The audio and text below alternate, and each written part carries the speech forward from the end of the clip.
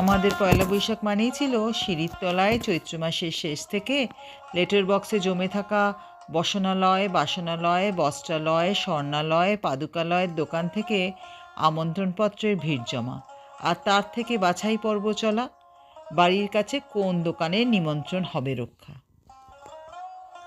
হালখাতা মানেই ছিল পুরনো হিসেব চুকিয়ে নতুন খাতা খোলা।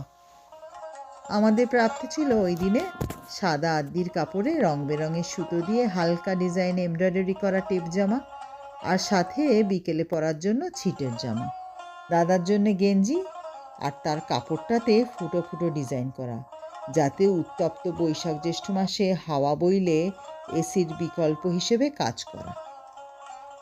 সাঁঝের বেলায় মায়ের হাত ধরে দোকানগুলোতে নিমন্ত্রণ রক্ষা করতে যাওয়া, আর দোকানগুলো দেখে মনে হতো চলছে আলো ঝলমলে দ্বীপের খেলা।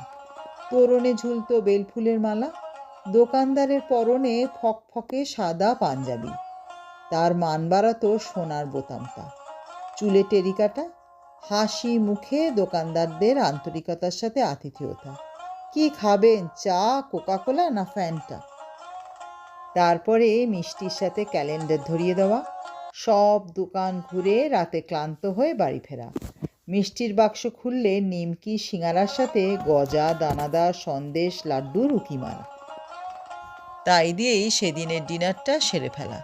শিব পার্বতীর ছবিসহ ক্যালেন্ডারটা টাঙানো হতো ঠাকুরমার ঘরের দেওয়ালটাতে, যাতে দেখতে সুবিধা হতো একাদশী, আম্বাবুচি, অমাবস্যা, পূর্ণিমার দিনটা। পরের দিন স্কুলে টিফিন টাইমে হই হই করে বন্ধুদের সাথে গল্পে মেতে ওঠা। কে কটা পেয়েছে ক্যালেন্ডার, কোন দোকানের বেস্ট ছিল মিষ্টির বাক্সটা। আবার আগামী পয়লা বৈশাখের দিনের জন্য অপেক্ষা। আমাদের কাছে বাবা smartphone, online shopping, Google pay ছিল অজানা। আমরা অতীব সাদা মাটাভাবে পালন করতাম পয়লা বৈশাখের দিনটা। কি দারুণ ছিল না আমাদের ছেলেবেলাটা। ভালো লাগলে লাইক ও কমেন্ট করতে ভুলবেন না।